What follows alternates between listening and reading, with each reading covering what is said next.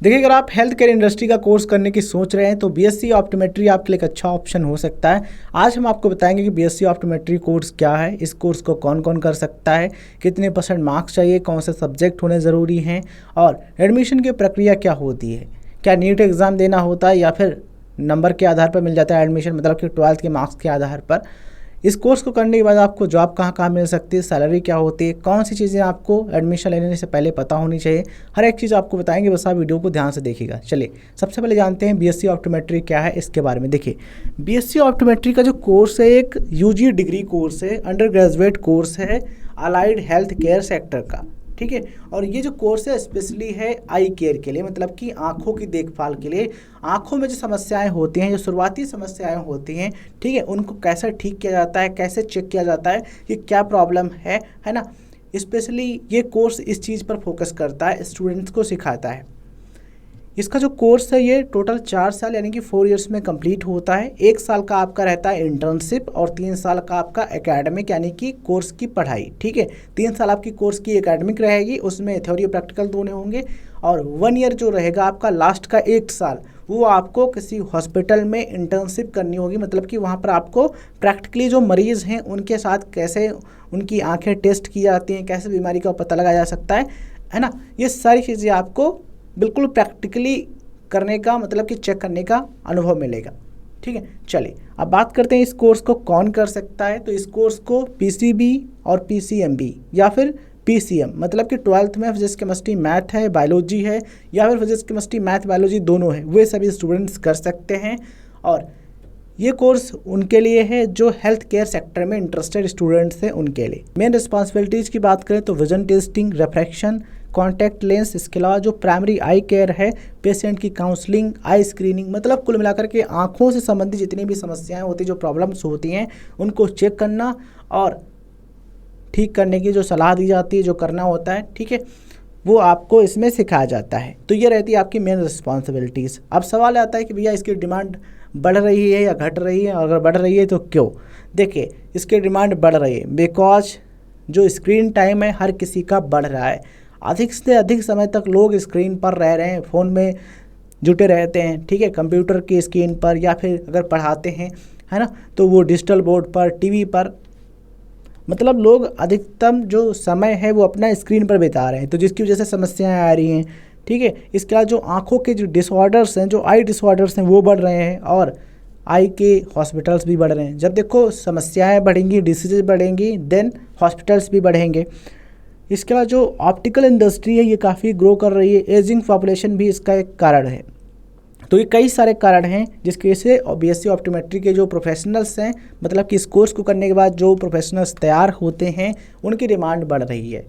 अब सवाल आता है भैया ये स्टूडेंट्स कैसे कर सकते हैं, क्या एडमिशन का प्रक्रिया रहता है।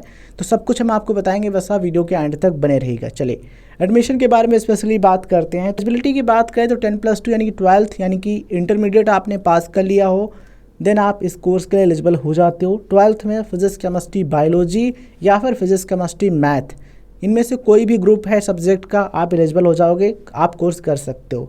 ठीक है, किसी भी मान्यता प्राप्त बोर्ड से आपने 12th पास किया है, चाहे हिंदी मीडियम हो चाहे इंग्लिश मीडियम हो, कर सकते हो, कोई दिक्कत नहीं है। परसेंटेज की बात कर लेते हैं तो देखिए ये डिपेंड करता है कॉलेज पर, किस कॉलेज में एडमिशन लेने जा रहे हो। कुछ यूनिवर्सिटीज़ की बात करें तो कम से कम 45%, 50%, 55%, 60%, इस रेंज में मार्क्स की डिमांड करती है कि भैया कम से कम इतने आपके 12th में फिजिक्स केमिस्ट्री बायोलॉजी या फिर फिजिक्स केमिस्ट्री मैथ में नंबर होने चाहिए। ठीक है, तो ये जो मार्क्स की बात हमने आपको बताई है ये फिजिक्स केमिस्ट्री बायोलॉजी या मैथ की है, मतलब कि पीसीएम या फिर पीसीबी, इनके मार्क्स मिला करके कम से कम 45, 50, 55, 60 इस रेंज में परसेंटेज है, देन आप एलिजिबल हो जाओगे। डिपेंड करता है कॉलेज पर।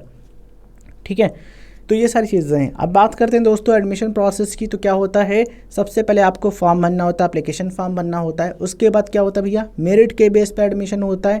कुछ कॉलेजेस इसके लिए एंट्रेंस एग्ज़ाम कराते हैं, कुछ 12th के आधार पर, मतलब कि 12th के जो मार्क्स हैं उनके आधार पर एडमिशन देते हैं, और कुछ कॉलेजेस या फिर जो यूनिवर्सिटीज़ हैं वो नीट का स्कोर भी एक्सेप्ट करते हैं एडमिशन के लिए। ठीक है। अगर आपका सवाल है क्या इसके लिए नीट ज़रूरी है, तो जवाब ये है कि हर कॉलेज के लिए नीट ज़रूरी नहीं है। कुछ कॉलेज में हो सकता है कि नीट का स्कोर एक्सेप्ट हो जाए, और कुछ कॉलेज अपना खुद का एंट्रेंस एग्ज़ाम या फिर मेरिट के बेस पर एडमिशन देते हैं। एडमिशन लेने से पहले आप जिस कॉलेज में सोच रहे हो एडमिशन लेने की, उनका जो प्रॉस्पेक्टस होता है या फिर जो एडमिशन का नोटिफिकेशन जारी होता है उसको पढ़ लीजिएगा, सारी जानकारी आपको मिल जाएगी।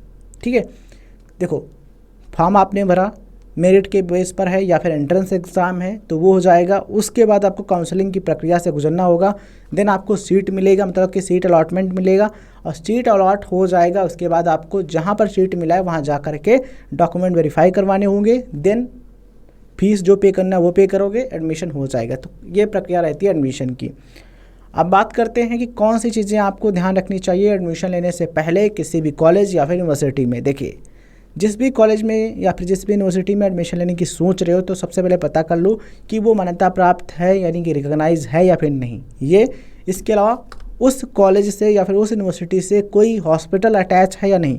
हॉस्पिटल अटैच होगा तो फ़ायदा क्या है कि भैया कोर्स आपने कंप्लीट किया और इंटर्नशिप आप उसमें कर लोगे, वहाँ पर प्रैक्टिकल अनुभव मिलेगा काम करने का। ठीक है, क्लिनिकल एक्सपोजर कैसा क्या है, इंटर्नशिप की सुविधा, प्लेसमेंट का सपोर्ट कैसा क्या है, ये सारी चीज़ें पता कर लीजिए, देन आप एडमिशन के लिए जाइएगा। और इसकी फ़ीस की बात करें तो गवर्नमेंट कॉलेज यानी कि जो सरकारी संस्थान होते हैं वहाँ पर जो फीस है 10,000 रुपये से लेकर के 60,000 रुपये पर ईयर का फीस हो सकता है, मतलब कि 1 साल का लग सकता है। वहीं प्राइवेट कॉलेजेस में लगभग 50,000 से लेकर के 3 लाख, 3.5 लाख या फिर इससे ज़्यादा भी लग सकता है पर ईयर का, मतलब कि ईयर के हिसाब से। ठीक है, ये डिपेंड करता है इंस्टीट्यूट पर कि स्टेट लेवल का है, सेंट्रल लेवल का है या फिर किस लेवल का है। ठीक है, तो प्राइवेट कॉलेजेस में 50,000 से 3.5 लाख रुपए या फिर इससे ज़्यादा भी पर ईयर का फीस लग सकता है, डिपेंड करता है कॉलेज पर। अब बात करते हैं कोर्स करिकुलम और प्रैक्टिकल ट्रेनिंग के बारे में। देखिए, फर्स्ट ईयर में आपको जो मेडिकल साइंस की बेसिक चीज़ें जैसे कि human anatomy, human physiology, biochemistry, geometrical optics, physical optics, basic आई एनाटॉमी, ये चीज़ें पढ़ाई जाती हैं। और सेकेंड ईयर से आपका जो आई स्पेशल जो सब्जेक्ट होते हैं, जो प्रोफेशनल सब्जेक्ट होते हैं ऑप्टोमेट्री वाले, वो आपको पढ़ाई जाते हैं। ठीक है, और उसके बाद थर्ड ईयर और फिर इंटर्नशिप में आपका हॉस्पिटल में पोस्टिंग होता है, वहाँ पर आपको पेशेंट की जो आईज़ होती हैं चेक करनी होती है, वजन टेस्ट करना होता है। कुल मिलाकर के जो आई की मतलब कि आँख की जो शुरुआती समस्याएं होती हैं उनको चेक करना होता है, और उसको ट्रीटमेंट कैसे करना, ये सारी चीज़ें आपको वहीं पर सीखने को मिलती हैं जब आप इंटर्नशिप करते हो। ठीक है, तो देखो प्रैक्टिकल स्किल्स क्या ज़रूरी है कि भैया आई एग्जामिनेशन आना चाहिए, मतलब कि आँख का परीक्षण करना आपको आना चाहिए कि क्या दिक्कत है, ये काम करना आपको आना चाहिए। ठीक है, विजन असेसमेंट आना चाहिए, जो कॉन्टैक्ट लेंस होते हैं उनको फिट करना आना चाहिए। इसके अलावा लेंस प्रिस्क्रिप्शन, आई स्क्रीनिंग, पेशेंट काउंसलिंग, ये सारी चीज़ें आनी चाहिए। इसके अलावा आपकी लैब की ट्रेनिंग होती है। कुल मिलाकर के आँख से रिलेटेड जितनी भी चीज़ें होती हैं यहाँ पर आपको पढ़ाई और सिखाई जाती है, मतलब कि आप थ्योरी भी पढ़ते हो, प्रैक्टिकल भी करते हो। अब यहाँ पर एक आपके मन में सवाल ये आ रहा होगा कि क्या इस कोर्स को करके हम आई वाले डॉक्टर बन जाते हैं? नहीं, आई के डॉक्टर जो होते हैं स्पेशलिस्ट डॉक्टर, उनको बोलते हैं ऑप्थेल्मोलॉजिस्ट। ठीक है, ऑप्थेल्मोलॉजिस्ट उनको बोलते हैं। ये मेडिकल डॉक्टर होते हैं स्पेशली आई के लिए।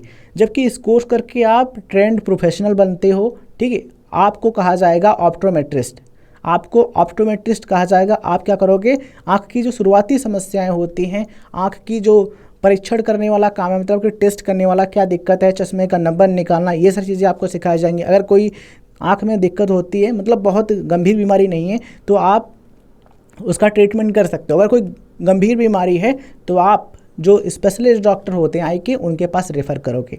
आपका मानना ये है कि इस कोर्स को कंप्लीट करने के बाद हमें डेफिनेटली जॉब मिल जाए, मतलब कि बिल्कुल पक्का है कि जॉब मिल जाए। तो करना क्या होगा, कोर्स की पढ़ाई अच्छे तरीके से करो, इंटर्नशिप अच्छे तरीके से करो, अपनी स्किल्स पर काफ़ी ध्यान दो। देखो क्लिनिकल स्किल्स बहुत इंपॉर्टेंट है, इसमें कम्युनिकेशन स्किल, पेशेंट हैंडलिंग, इसके अलावा diagnosis support, clinical decision making आना चाहिए, और प्रोफेशनल बिहेवियर आपको आना चाहिए कि मतलब कैसे प्रोफेशनली बिहेव किया जाता है। ठीक है, इसके अलावा देखो जो क्लिनिकल इक्विपमेंट हैं उनका अच्छा नॉलेज रखो, जैसे कि फोरोप्टर होता है, टोनोमीटर होता है, रेटिनोस्कोप होता है, ऑटो रिफ्रैक्टर होता है। ये सारी चीज़ें आपको अच्छे तरीके से पढ़नी है, पढ़ाया भी जाता है और प्रैक्टिकल कराया जाता है कैसे क्या काम करना है। तो प्रैक्टिकल जो है ना वो अच्छे तरीके से करो, जिससे आप हर एक चीज़ को सीख लो, जिससे आप फटाफट टेस्ट कर पाओ और जल्द से जल्द बीमारी का पता लगा पाओ। ठीक है, तो देखो कोर्स कंप्लीट करने के बाद आप चाहो तो इंडिपेंडेंट प्रैक्टिस कर सकते हो, या फिर हॉस्पिटल में कर सकते हो, या फिर जो ऑप्टिकल इंडस्ट्री में अलग अलग जॉब्स निकलते हो उनमें अप्लाई कर सकते हो, या फिर आप हायर स्टडी में भी जा सकते हो। इस कोर्स को कंप्लीट करने के बाद आप एमएससी कर सकते हो ऑप्टोमेट्री में, या फिर एमबीए भी आप कर सकते हो। हम बात करें कि बीएससी ऑप्टोमेट्री के बाद कौन कौन सी जॉब्स मिल सकती हैं, तो स्क्रीन पर डिटेल्स देख पा रहे होगे। गवर्नमेंट सेक्टर की बात करें तो एम्स, ईएसआईसी हॉस्पिटल्स, जो गवर्नमेंट मेडिकल कॉलेज होते हैं वहाँ पर जॉब के लिए अप्लाई कर सकते हो। ज़िले के जो हॉस्पिटल्स होते हैं, जो डिस्ट्रिक्ट हॉस्पिटल्स होते हैं, वहाँ पर जॉब निकलती है। CGHS health centres, state health department में भी भर्ती निकलती है, उनमें आप अप्लाई कर सकते हो। वहीं अगर हम बात करें प्राइवेट सेक्टर की, तो प्राइवेट में देखो मल्टी स्पेशलिटी जो हॉस्पिटल्स होते हैं, कई प्रकार के इलाज की सुविधाएं देते हैं, वहाँ पर जॉब आपको मिल सकता है। जो सुपर स्पेशलिटी आई हॉस्पिटल्स होते हैं, आँख के अस्पताल होते हैं, वहाँ पर अप्लाई कर सकते हो। कॉरपोरेट हॉस्पिटल्स, जो विजन सेंटर होते हैं, ठीक है, उन सभी में मतलब कि देखो जहाँ पर चश्मे बनते हैं वहाँ पर भी आप अप्लाई कर सकते हो किसी दूसरे के स्टोर पर, या फिर आप अपना खुद का ऑप्टिकल स्टोर भी ओपन कर सकते हो, आई क्लिनिक चला सकते हो, है ना, विजन कंसल्टेंट का काम कर सकते हो, कॉन्टैक्ट लेंस जो होते हैं उनका प्रैक्टिस आप कर सकते हो। इसके बाद जो भैया मेडिकल डिवाइस बनाती हैं कंपनीज, आई से रिलेटेड मतलब आँखों से रिलेटेड जो इक्विपमेंट बनाती हैं, ठीक है, जो डिवाइसेस बनाती हैं अलग अलग कंपनीज, उन कंपनीज में भी आप जॉब कर सकते हो, ठीक है। वही अगर हम बात करें रियलिटी की दोस्तों, देखिए तो गवर्नमेंट जॉब्स है ना, वो उनकी संख्या कम होती है प्राइवेट सेक्टर की जॉब की अपेक्षा। तो अगर आपको गवर्नमेंट सेक्टर में काम करना है तो पहले से भैया अच्छे तरीके से तैयारी करते रहो, साथ में आप प्रैक्टिस अच्छे तरीके से करते रहो। अगर हम बात करें सैलरी की, तो एज आ फ्रेशर मतलब कि जब आपको एक्सपीरियंस नहीं होता या फिर बहुत कम एक्सपीरियंस होता है, तो आपकी सैलरी अप्रॉक्स 2.5 लाख से 4 लाख रुपये हो सकती है। मतलब कि 2.5 लाख से 4 लाख रुपए आपको प्रतिवर्ष मिल सकते हैं, 1 साल का मिल सकता है। वहीं अगर हम बात करें जब मिड लेवल का एक्सपीरियंस हो जाता है, जब आपको 3 से 5 साल का एक्सपीरियंस हो जाता है, देन आपकी सैलरी 4 से 5 लाख, 6 लाख, 7 लाख या फिर इससे थोड़ा ज़्यादा भी हो सकती है पर ईयर की, ये एलपीए में है, ठीक है। वहीं अगर हम बात करें सीनियर लेवल की, जब आपको 6 से या 7 साल या फिर इससे ज़्यादा का एक्सपीरियंस हो जाता है, देन आपकी सैलरी 7 से 12 लाख रुपए या फिर इससे ज़्यादा हो सकती है पर ईयर की। मतलब कि 7 से 12 या फिर प्लस एलपीए आपको मिल सकता है, ठीक है। सीनियर क्लिनिकल रोल्स मिलते हैं जब आपको एक्सपीरियंस हो जाता है तब, या फिर आपको टीम में लीडरशिप का जो रोल है वो मिल सकता है। तो ये चीज़ डिपेंड करती है कि भैया एम्प्लॉयर आपका कैसा क्या है, आपकी स्किल्स कैसी क्या हैं और किस लोकेशन पर काम कर रहे हो। अगर आप किसी बड़े हॉस्पिटल, बढ़िया हॉस्पिटल्स में जाते हो तो स्टार्टिंग सैलरी भी आपको काफ़ी अच्छी मिलती है, इस चीज़ का ध्यान रखिएगा। स्पेशलाइजेशन की बात करें तो देखिए, अगर आप चाहते हो हायर स्टडी स्पेशलाइजेशन करना, देन बीएससी ऑप्टोमेट्री के बाद आप एमएससी ऑप्टोमेट्री कर सकते हो, या फिर एमबीए कर सकते हो हॉस्पिटल मैनेजमेंट में, या फिर एम ऑप्टोमेट्री कर सकते हो, एमपीएच कर सकते हो, या फिर जो फेलोशिप प्रोग्राम्स निकलते हैं, ठीक है, उनमें अप्लाई कर सकते हो और आप आगे की जो पढ़ाई है कंटिन्यू कर सकते हो, ठीक है। इसका जो विजन साइंस है उसमें भी स्पेशलाइजेशन आप कर सकते हो। देखिए अगर हम बात करें इंडिया की, तो देखो अगर आप अपने भारत में काम करते हो तो स्टार्टिंग सैलरी कम होती है, एक्सपीरियंस के साथ बढ़ती है। अगर आपको और ज़्यादा सैलरी लेनी है देन आप अब्रॉड आप जा सकते हो, गल्फ कंट्रीज़ में, इसके अलावा ऑस्ट्रेलिया, यूके, कनाडा। यहाँ पर क्या होता है, कुछ लाइसेंसिंग की रिक्वायरमेंट होती है, मतलब कि वहाँ का लाइसेंस लेने के लिए आपको जो इंग्लिश का टेस्ट है वो देना होता है, या फिर कोई अलग से जो वहाँ पर एग्ज़ाम है वो देना पड़ सकता है, ठीक है। तो वो डिपेंड करता है कंट्री बाय कंट्री, वो अलग अलग हो सकता है। जहाँ पर जा रहे हो, मतलब जहाँ पर जाने की सोच रहे हो, सबसे पहले सही से जानकारी लो और वहाँ की रियलिटी चेक करो। वास्तव में जो आप एक्सपेक्ट करके जा रहे हो कि वहाँ पर इतना इतना सैलरी मिलेगा, ये सुविधाएँ मिलें, तो उसकी रियलिटी क्या है ये भी चेक कर लो, तब आप आगे की तैयारी करो।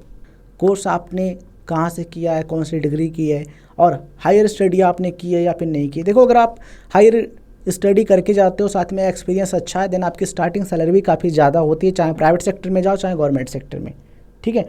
फ्यूचर स्कोप की बात करें तो फ्यूचर स्कोप अच्छा है, बिकॉज हर जगह कंप्यूटर आ रहा है, ठीक, कंप्यूटर, लैपटॉप, जितना भी स्क्रीन वाला काम है तो वो बढ़ रहा है, तो लोग स्क्रीन पर टाइम बिता रहे हैं, जैसे आँखों में दिक्कत आ रही है, ठीक है, आई स्ट्रेन हो रहा है, आंखों में खिंचाव हो रहा है, अलग अलग डिसऑर्डर्स हो रहे हैं, जिसकी वजह से भैया अपॉर्चुनिटीज़ की कमी नहीं है, बस सही से काम करो, ठीक है। अपना काम अगर आप ईमानदारी से करते हो तो फिर जॉब मिलने में कोई दिक्कत नहीं होगा आपको।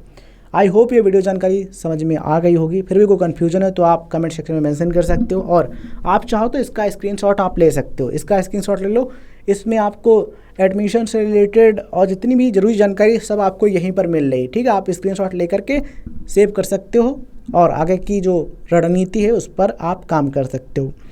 तो ये वीडियो जानकारी आपको कैसी लगी कमेंट सेक्शन में जरूर बताना। कोई कंफ्यूजन है, किसी अदर कोर्स के बारे में जानकारी चाहिए तो आप कमेंट सेक्शन में जरूर मेंशन कीजिएगा। धन्यवाद। जय हिंद, जय भारत।